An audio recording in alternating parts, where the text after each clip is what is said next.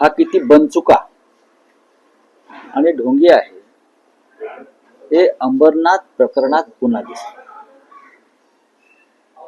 काँग्रेस पक्षानं त्यांचे 12 नगरसेवक निलंबित केले भारतीय जनता पक्षाबरोबर आघाडी केल्याबद्दल, आणि भारतीय जनता पक्षानं ही कारवाई केली काँग्रेस किंवा MIMशी युती केल्याबद्दल. पण काँग्रेसनं उमेदवारांना, त्यांच्या नगरसेवकांना निलंबित करताच रवींद्र चव्हाण जे भाजपचे प्रांताध्यक्ष आहे, त्यांनी त्याच काँग्रेसच्या नगरसेवकांवर ससाण्यासारखी झडप घातली. जे राज ठाकरे म्हणाले ना, ते झडप घातली. काँग्रेस विचाराचे लोक आहेत ते.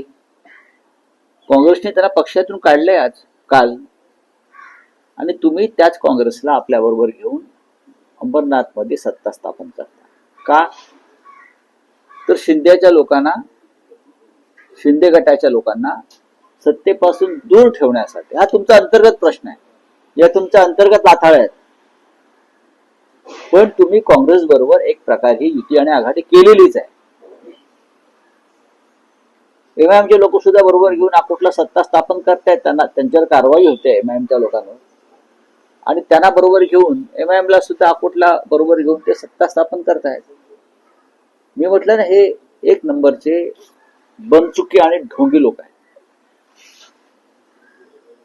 महाराष्ट्रामध्ये त्यांनी वैचारिक विष पेरण्याचा प्रयत्न केला, राज्य गढूळ केलं. लोकांसांगे ब्रह्मज्ञान, स्वतः कोरडे पाषाण, हे जे संतांनी म्हटलंय ते भारतीय जनता पक्षाच्या बाबतीत तंतोतंत लागू पडत आहे. हे वारंवार आम्ही म्हणतोय की काँग्रेस नसेल तर भाजपा नाही, शिवसेना नसेल तर भाजपा नाही. पूर्वी नेते किंवा कार्यकर्ते घडवले जात होते, आता ते पळवले जातात आणि आपले पक्ष उभे केले जातात. स्वतःच्या पक्षामध्ये नेतृत्व घडवण्याची किंवा कार्यकर्ता घडवण्याची अजिबात क्षमता नसल्यामुळे आणि स्वबळावर सत्ता स्थापन करण्याची ताकद नसल्यामुळे अशा प्रकारे चोऱ्या, माऱ्या, लांड्या, लबाड्या, कोणताही वैचारिक विधिनिषेध न ठेवता लोकांना पक्षात सामील करून घ्यायचं. खरं म्हणजे रवींद्र चव्हाण यांच्या ठाणे जिल्ह्यामध्ये घडलाय. अंबरनाथचा प्रकार जो आहे हा भाजपचे प्रदेशाध्यक्ष रवींद्र चव्हाण जे ठाणे जिल्ह्यातले आहेत, डोंबिवलीतले आहेत, त्यांच्याच भागात प्रकार घडलाय ना हा. काँग्रेस आणि भाजपा युतीचा त्यांना कळू नये की त्यांचं ज्यामागे कारस्थान होतं. असे अनेक प्रकार या राज्यामध्ये घडतायत.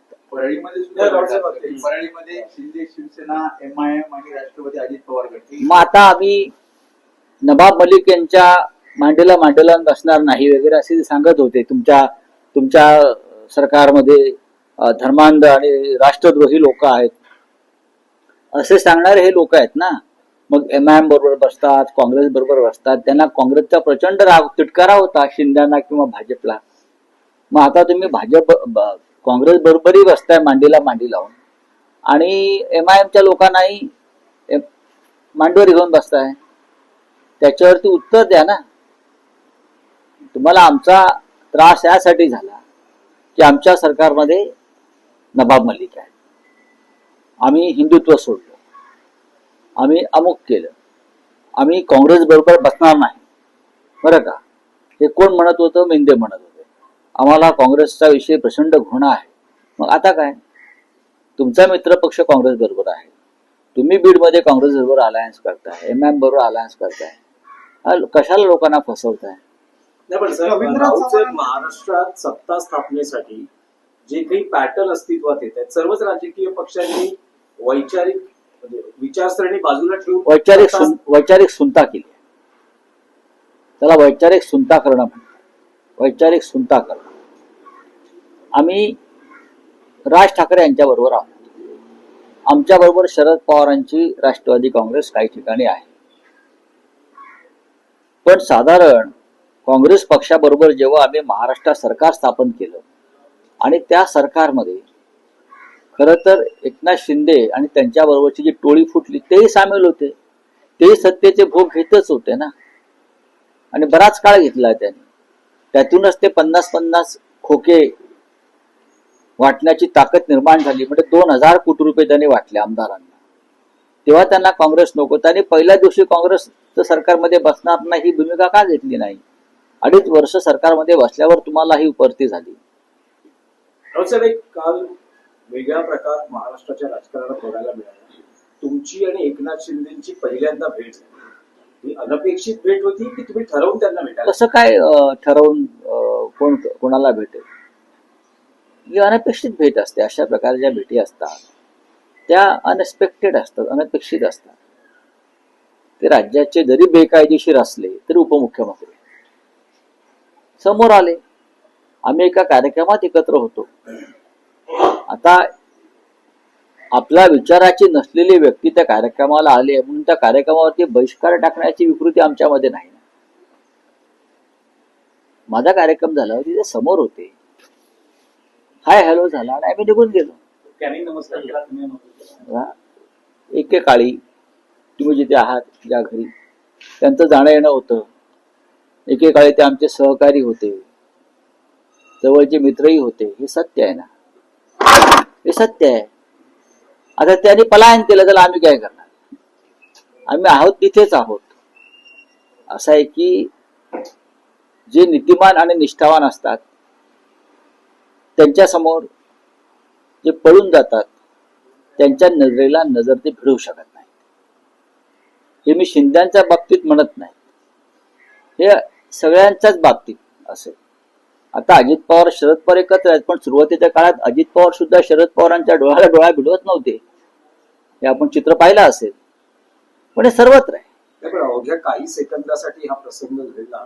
त्यावेळेस शिंदेच्या जेव्हा तुम्ही समोर आला, काय एकूण तिथे चित्र होतं किंवा तुम्हाला काय वाटलं? मला काही नाही वाटलं. मला काय वाटणार? आणि कशा करता वाटावं? त्यातून काय महाराष्ट्रात अजून काय मिळणार? काहीच नाही. ते ढोंगी भाजप बरोबर सत्तेमध्ये आहेत, त्यांना भाजपा ब्लॅकमेल करताय. अमित शहा त्यांच्या पक्षाचे नेते आहेत आणि आमच्या दृष्टीने अमित शहा महाराष्ट्राचे शत्रू आहेत, महाराष्ट्राचे दुश्मन आहे. म्हणून ते 2 ठाकरे बंधू एकत्र येऊन महाराष्ट्राच्या दुश्मनाविरुद्ध लढतायत.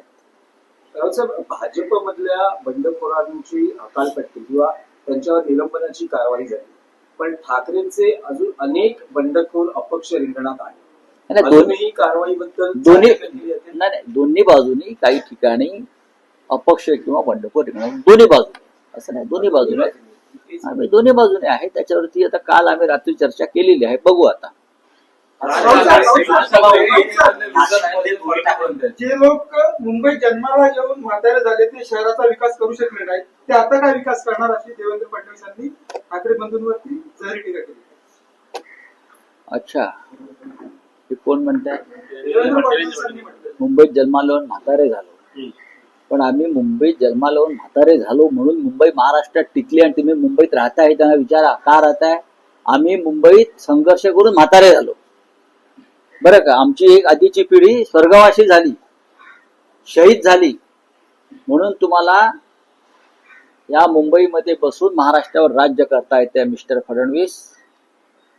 आता तुम्ही तरुण आहात, अजून नागपूरचा काय विकास केला? लोक तुम्हाला दारातून हाकलून देतात, मी बघितलं का. पण ते असं म्हणतात की मी सर्टिफाईड नागपूरकर आहे. मग चांगली गोष्ट आहे. नागपूर हे महाराष्ट्राची उपराजधानी आहे. तुम्ही सर्टिफाईड नागपूरकर आहात, आम्ही सुद्धा डबल सर्टिफाईड मुंबईकर आहोत, बरं का. आणि मुंबई ही लढून मिळवली आहे आम्ही फडणवीस. आम्हाला अशी आकाशातून जमिनीतून बटाटे येतात तशी आम्हाला बटाटे मिळालेले नाहीये, भुईमुगाच्या शेंगा येतात. ही मुंबई लढून मिळवली. आणि जेव्हा आम्ही लढत होतो तेव्हा फडणवीसांचा जन्म झालेला नव्हता.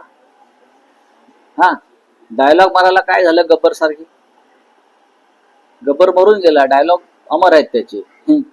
संयुक्त पत्रकार परिषद, संयुक्त युती, संयुक्त मुलाखत आणि आज पहिली संयुक्त प्रचाराची ठाकरे बंधूंची सभा नाशकात होते.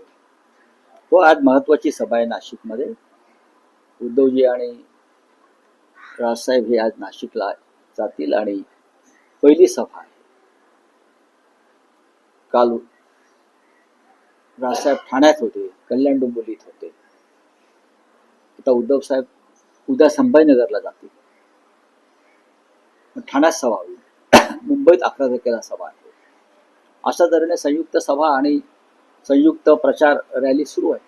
राज ठाकरे युतीमध्ये लुजर आहेत असे फडणवीस म्हटले. काय राज ठाकरे हे युतीमधले लुजर आहेत असे फडणवीस म्हटले. आता पाहू ना कोण लुजर आहे आणि कोण विनर आहे ते तुम्ही कशाला सांगायला पाहिजे. या मुंबईची जनता ठरवेल ना, आणि मुंबईची जनता हे कायम ठाकरेंच्याच मागे उभी राहिले हे देवेंद्र फडणवीस यांनाही चांगलं माहिती आहे. ठाकरेंशिवाय मुंबई म्हणजे महाराष्ट्र दुबळा आणि पांगळा, एवढंच लक्षात घ्या. कोटींच्या सेंट्रल बँक घोटाळा प्रकरणात आता मोहित कंबोज नाही मला माहिती, 320 माझ्याकडे माहिती नाही. चला हिंदी में क्या है आपका, दौड़ू सबका बोलिए. देखिए देवेंद्र जी की टिप्पणी से ठाकरे बंधुओं के अलायंस पर कोई परिणाम नहीं हुआ.